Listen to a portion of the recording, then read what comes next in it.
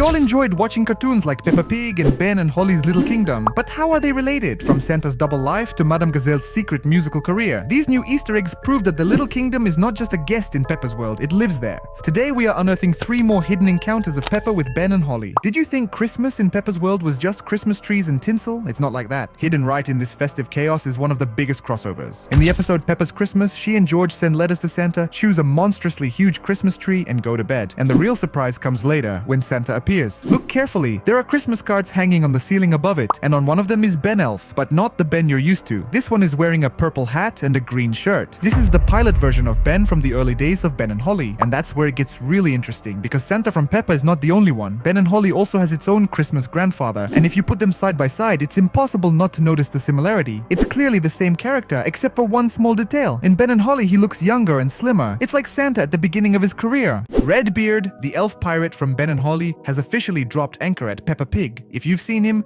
you'll remember an unkempt red beard, a blue and white stripe, and a black pirate hat. In Ben and Holly, he's a self-proclaimed adventurer who spends half his time treasure hunting and the other half unsuccessfully trying to impress Nanny Plum. But in the episode Police Station, he suddenly appears. The police show Peppa and George the lost and found bureau, umbrellas, bags, and pirate treasures. They joke that pirates always forget where they buried their treasure and no one ever comes after them. The frame is outside and who is standing right there? Redbeard himself. The same hat, the same stripe, the same fiery beard. Only now he looks older, rounder, and with a shiny hook instead of an arm. It's like we're seeing the same Redbeard many years later. Another proof that Peppa Pig takes place after the events of Ben and Holly.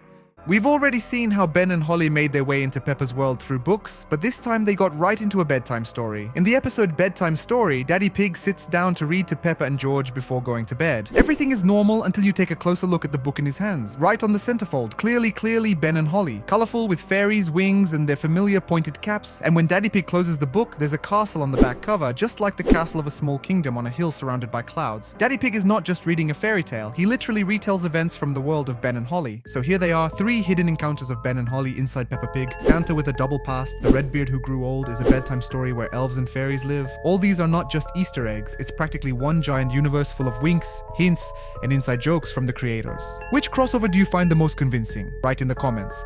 And if you haven't seen our other videos yet, be sure to check them out. There are even more hidden secrets and crazy discoveries from the world of Peppa Pig.